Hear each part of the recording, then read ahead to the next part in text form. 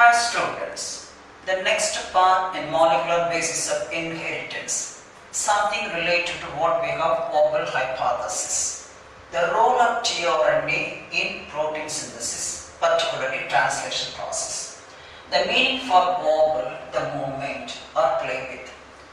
Movement with more than one base or play with more than one base, that is called the Wobble.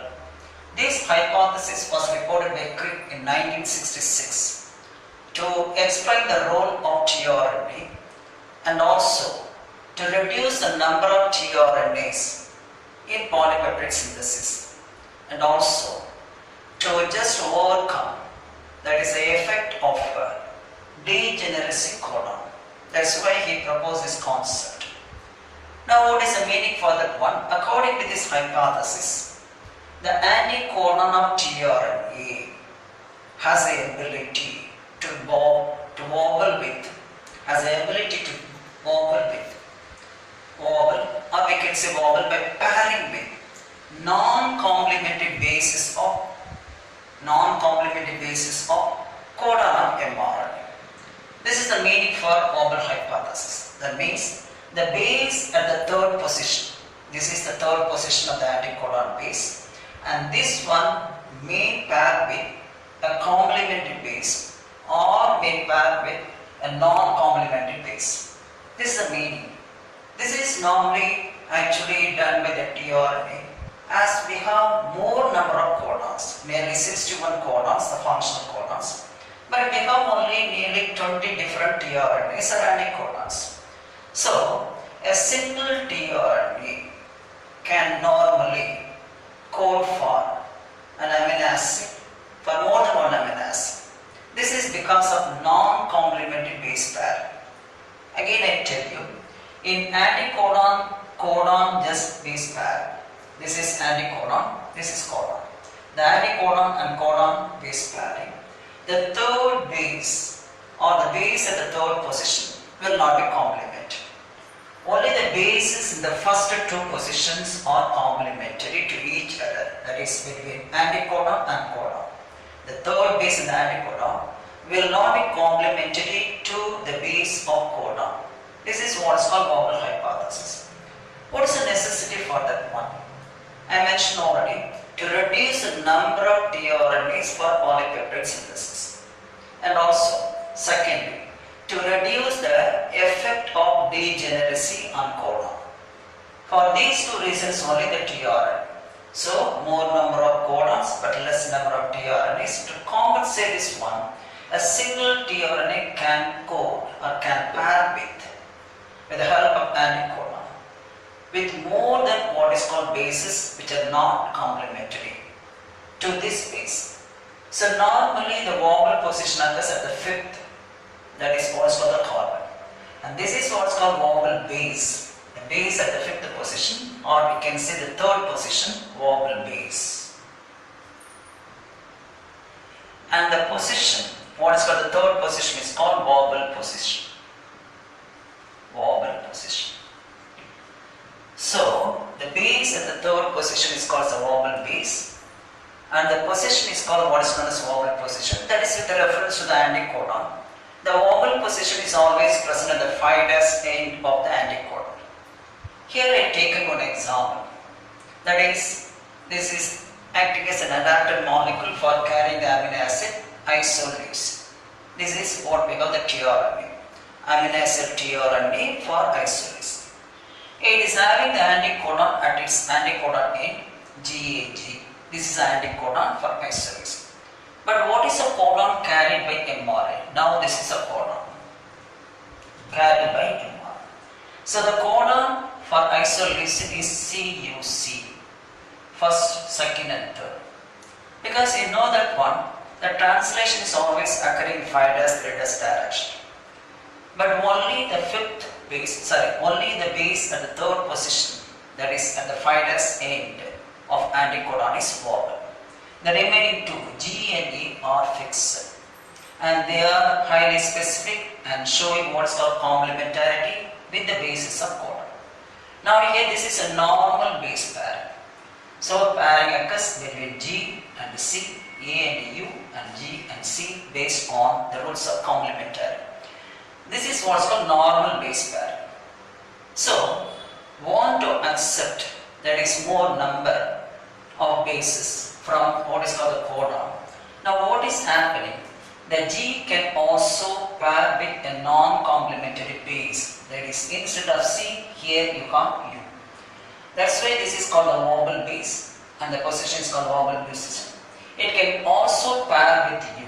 So normally it can pair with the C as per what we have the complementary base pairing. But here it can also pair with U. And this is what is called wobble base pairing. It is a non-complementary base pairing because G is always pairing with the C, not U. But here you see that one G of anticodon can pair with U of codon of mRNA. So normally in nature there are 4 wobble base pairs. That means G can pair with the C as well as U. Again we come here representing what is called inosine, a hypoxanthine nucleotide of inosine. Hypoxanthine is a nucleotide of inosine. In some cases we have modified what is called the nucleotides in the anticodon. So such a modified nucleotide is what is called hypoxanthine. So this is what we have, hypoxanthine. A nucleotide, this is a nucleotide of inosine. So in addition to what we have, that is nucleic acids, we also have some other nucleotides in nature. So I stands for what is called inosine and its nucleotide is called hypoxanthine.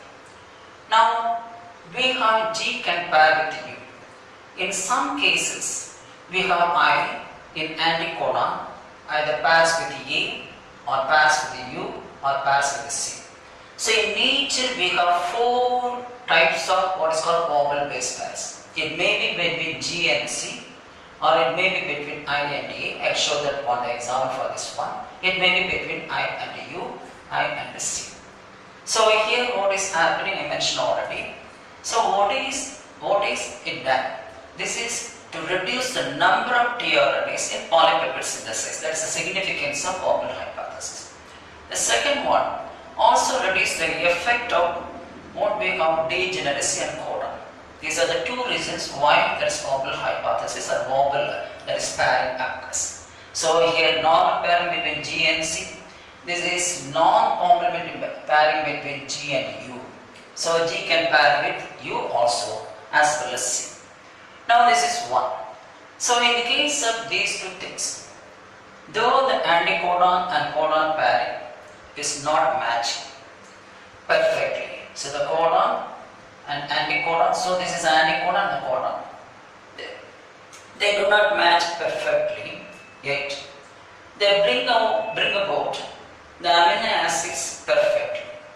So that's why we have to just make the economy of tRNAs. We have, that is anticodon, it can pair with more than 1 amino acid. So they have different what is called anticodons for 1 amino acid. Sometimes you know that 4 or tRNAs having different anticodons can pair with a codon for a particular amino acid.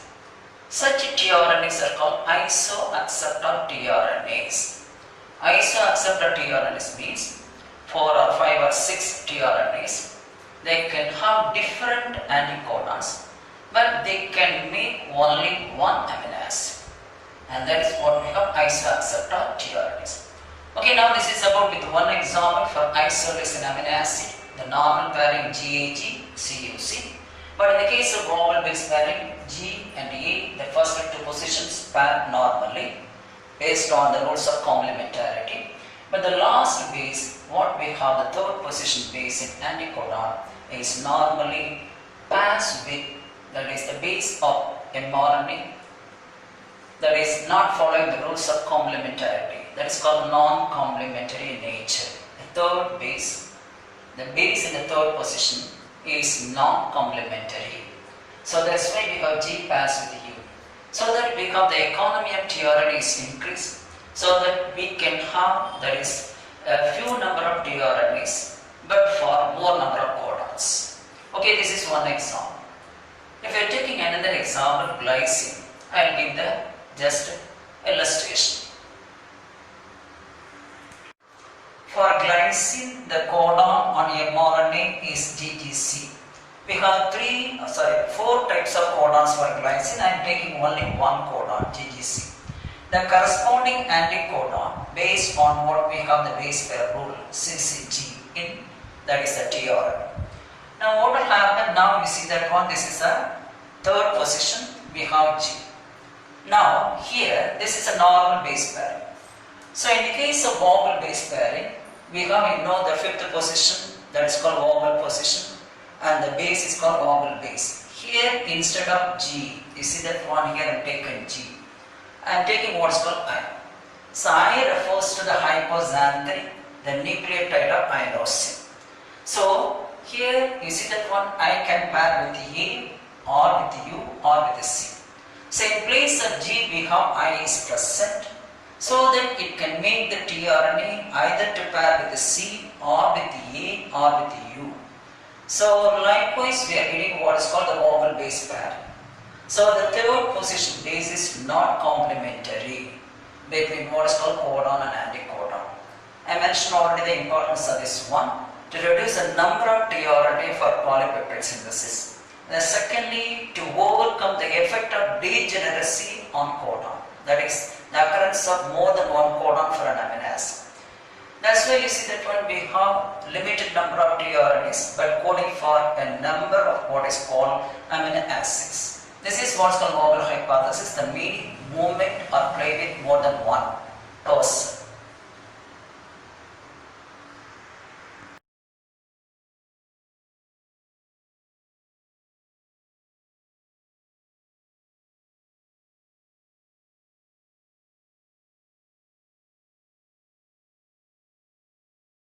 Hi students, now let us talk about the structure of tRNA, one of the non-genetic RNAs. So in nature we have three different types of RNAs, tRNA, mRNA or RNA. All are taking part in protein synthesis. Here we are going to talk about the nature of tRNA. I am taking the example of phenylalanine tRNA. After the acceptance of phenyl, that is alanine amino acid. Now the tRNA is called phenylalanine tRNA. So I represent that as a superscript PhD for phenylalanine. Generally speaking, in a cell, in the cytoplasm, the tRNA has dual functions. Function number one, it picks up the amino acids scattered in the cytoplasm. This is number one function. Number two, it also reads actually the codon of the mRNA. That is why, as it accepts amino acid carrying the amino acid to the ribosome, by reading the codon, it is called normally adapted molecule. So the tRNA is otherwise called adapted molecule. Adapted molecule. And the name adapted molecule, the term adapted molecule was given by Francis Crick.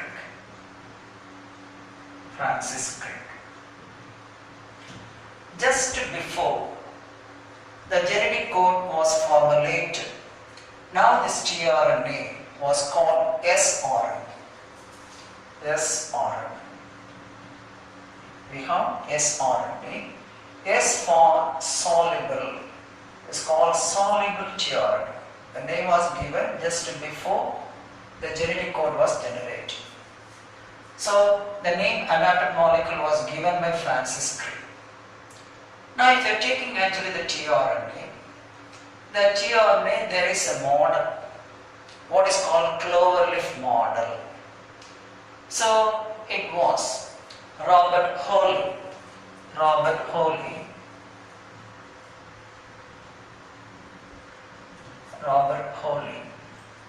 in 1965 has given a specific model for tRNA. That model is called cloverleaf model. That model is called cloverleaf model. So the cloverleaf model of tRNA was provided by Robert Hall in 1965. So normally this tRNA is looking like a clover leaf, hence called clover model, given by that is Robert Hall. So normally the tRNA structure, normal structure, is a compact molecule which is normally in inverted L-shaped structure. It's a compact structure with inverted L shape. This is one.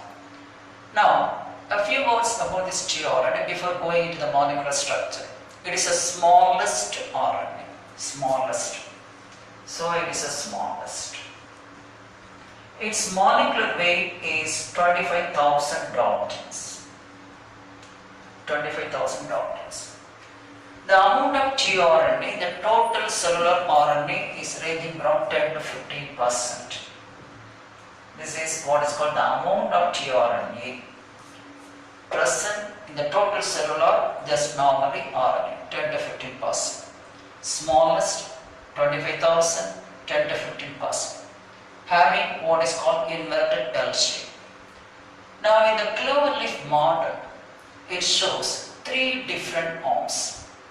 Now, one arm is called dihydrouridine arm or DHU arm. This is one of the arms. The second one, totally from here to here, this is what is called the median arm. Median arm, starting from here up to this stage. The third one is T-sine arm. T-sine arm. So there are 3 arms. One DH arm, left side I mentioned here, another one T sine C arm, and then a median arm just starting from here up to this one. And each arm has formed the loops. So this is one loop that is formed by this DH arm. This is also the stem part. This is called what is known as the stem part. And this is what is called the loop. So this is also called as the stem and loop. Now the stem is formed of 8 bases. The loop is formed of 4 bases. Now here the stem is formed of 5 and the loop is formed of, that is 7 bases. 5, 7. Here in this one, the stem is formed of 5 and this loop is formed of 7 bases. If you are taking this arm, it is formed of actually 7 bases together forming a stem. So the number of bases in each one is specific. So each arm is formed of a stem and a loop. The stem here is formed of 4 and then 8. And here this is formed of 5, the loop is formed of 7. Here it is formed of the stem 5, the loop that is 7. And here the stem alone, here there is no loop, that is what we call 7 bases are there in that stem. This is one. So there are 3 arms, DHU, that's median arm, and then T-sine arm. Now here the sign is nothing but a modified what is called uridine. This is called pseudo-uridine. Sign. This is what is called the sign. This is a pseudo-uridine formed from uridine. So it's having a specific what is called just basis, thymidine. Pseudo-uridine and cytine, that's why it's called T-sine arm. And it is called DH arm, dihydrouridine arm, because it is having dihydrouridine, a modified. So the tRNA has some modified bases. For example, the pseudo-uridine or dihydrouridine or methylated base. For example, here we have a guanine which is methylated. These are all what is called the modified bases in addition to A. That is, we have U, GC. So these are the modified, actually the arms. Or modified, actually using the word instead of arms, we can say modified bases. Modified bases. Okay, now this DH arm is having a loop. What is the name of the loop? That is called aminoacyl binding loop. It is the one which detects an enzyme, aminoacyl synthetase. That enzyme is responsible for the attachment of amino acid to this end. That's why it's called aminoacyl binding loop. It recognizes what is called aminoacyl tRNA synthetase enzyme. That enzyme is needed for the attachment of amino acid to the third position of what is called CCA end. So this is called amino acid acceptor arm, and in that arm we have a what is called CCA, to which only the amino acid is attached. So this is called amino acid acceptor arm, and for this attachment we need an enzyme that is recognized by what is called this loop, hence name amino acid binding loop. Now in the case of another one we have, this is what is called anticodon loop. This is anticodon arm, the loop is called anticodon loop. It is a set of 3 nucleotides which can pair with what we have the nucleotides of mRNA. For example, this amino acid what I represent phenylalanine, the codon is AUC. The codon is AUC. And the corresponding bases in the anticodon are AAG. So this is anticodon, this is codon. So UUC is the codon for UUC is the codon for phenylalanine. What is called the codons? Okay. So in the median arm, at one end we have the amino acid is attached. That end is called amino acid acceptor arm, and the end ends with 3 bases CCA at the 3 dash. That end is called CCA end, that is called amino acid attached end. The arm is called amino acid acceptor arm. And direct to this one in the opposite direction, we have a set of 3 nucleotides in that loop, and they form together the anticodon. So this is anticodon arm having a set of 3 nucleotides. Now towards right side I mentioned about, you see that one, there is a loop that is called ribosome binding loop. So ribosome is the place of, you know, that one protein synthesis, the factory where protein is being synthesized. Now this loop recognizes the location of the ribosome. Then only it carries the amino acid towards that point, that is the ribosome. So this one recognizes the location of ribosome. That's why it's called as ribosome binding loop. Okay. In addition to these forms, we also have a small lump.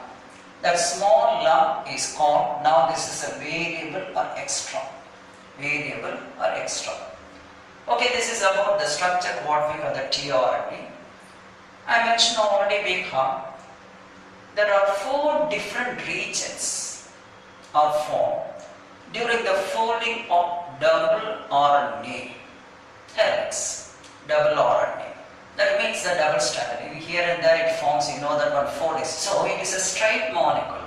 But because of the foldings, we have what is called double RNA gets converted into 4 regions. This is region number 1, region number 2, region number 3 and region number 4. Okay, this is one. And I also mentioned here and there that tRNA has formed modified bases, especially the methylated bases, the dihydrouridine bases, the pseudouridine bases. These are all modified bases. And because of the wobbling, that is a base pairing. Wobbling, that is between, that is anticodon and codon, non-complementary base pairing. You see that one, a tRNA can read more than 1 codon. So because of the wobbling nature of the anticodon, it can read more than 1 codon of mRNA. That's what I said already, what is meant by that is wobbling hypothesis. What is wobble base, what is wobble position. So the third base is already called, I mentioned about wobble base, and the pairing between, that is 2 bases which are not complementary, that is between what we have the anticodon and codon, is actually called non-base pairing, and that pairing is called wobble base pairing.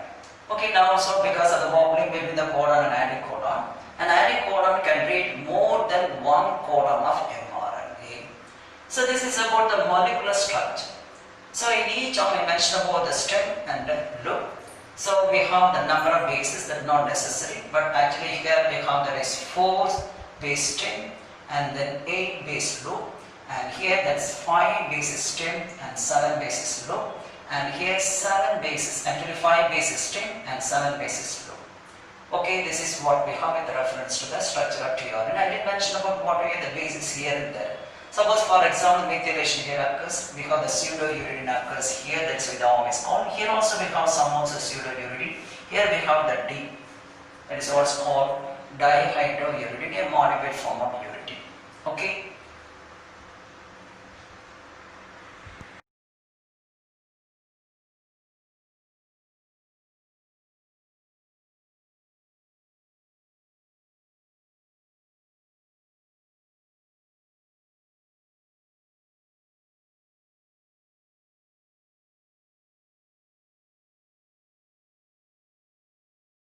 For transporting the amino acid by tRNA towards the ribosome, the site of protein synthesis is to be attached to the tRNA. The attachment of amino acid to the tRNA is called the charging of tRNA or aminoacylation. So it is being done with the help of what is called enzyme and energy. So when we have two such what we have aminoacylated tRNAs are brought together, a peptide bond is formed between the amino acids to form a polypeptide chain. So a number of amino acids are joined by peptide bond to form a long polypeptide chain, and it is normally favored by energy. So with the help of energy only what we have, that is the activation occurs. Now what is happening? There is an enzyme involved in this activation process or attachment process. The name of the enzyme is called aminoacyl synthetase. Now this blue represents the enzyme. And we have any amino acid. So A referring to the amino acid, X refers to any amino acid. I mentioned it needs an energy. So it is associated with the hydrolysis of ATP. The charging of tRNA is associated with the hydrolysis of ATP. Now normally just we have in nature more than 20 different aminoacyl synthetase enzymes are present. Now the attachment of the amino acid, the tRNA, is because of the tRNA. So the power to recognize the codon of mRNA lies in the tRNA. The power to recognize the codon of mRNA, it lies in tRNA and it is not in the attached amino acid. So the power is only within the tRNA and not that is by the amino acid. So what is happening we have? So with the help of enzyme aminoacyl synthetase and with the help of ATP hydrolysis, now we have formed along with amino acid a complex. This complex is called aminoacyl adenylic acid. It consists of enzyme. Then we have the combination of amino acid any type, and then what we have, that is the phosphate and then adenosine. So together called adenosine monophosphate, because adenosine monophosphate only is taken up, leaving the pyrophosphate outside. So we can write this one also in the form of P plus B. In the book it is given ATP, it is not ATP, it is a pyrophosphate. Okay. So in the second, so the first one we have the formation of complex. The next one we have the complex is being so the amino acid is being transported to the tRNA. Now the complex plus tRNA, the corresponding tRNA having the anticodon corresponding to the codon of mRNA joins with this one. Now the amino acid is transported to this tRNA to the 3' end. Now we have, after the union of tRNA with amino acid, the enzyme is left out along with adenosine monophosphate also. This is adenosine monophosphate. Now a tRNA is formed attached to the amino acid, a charged tRNA. The charged tRNA is called aminoacyl tRNA. Suppose if it is glycine, the amino acid is, if you are taking glycine, then it is called glycyl tRNA. Or if it is alanine, then it is called alanyl tRNA. Or if you have phenylalanine, then phenylalanine tRNA. So the common name is aminoacyl tRNA. According to the nature of the amino acid attached to it, we have given the name, that is aminoacyl tRNA, as glycyl tRNA, alanine tRNA, phenylalanine tRNA, etc. So this is about what we call the activation, or that is aminoacylation or charging of tRNA.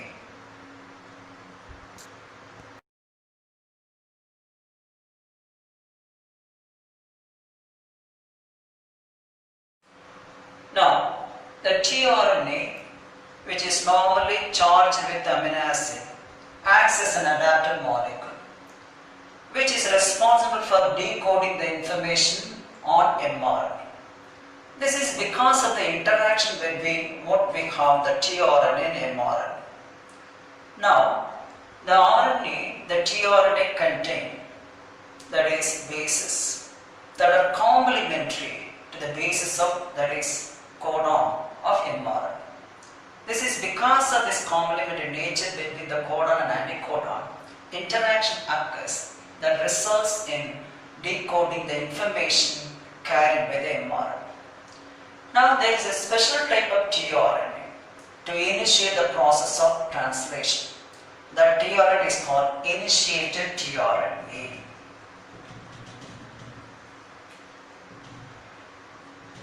This is responsible for the initiation of translation process. You know that one mRNA having the codon AUG is acting as an initiated codon. Likewise, there is a specific tRNA that is responsible for initiating the process of translation. That is called initiated tRNA.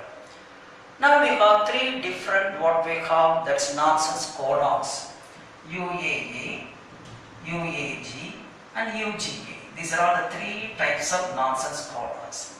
As they do not have any message for amino acid, there are no tRNAs for nonsense codons. So, no tRNAs for nonsense codon. No tRNAs. So, which one of the following has no? That is what is called nonsense codon. That is normally tRNAs. So if you are taking any one of these, they are normally nonsense codons, not specifying any amino acid. So no tRNAs for nonsense codons. So we have actually the nonsense codons only to stop the transcription, not for actually, that is carrying a message. That's why I say this is very important. No tRNAs for nonsense codons. No tRNAs available for nonsense codons. So these are some of the information related to the charging of tRNA. So with that I conclude. I want to just proceed further in the next class.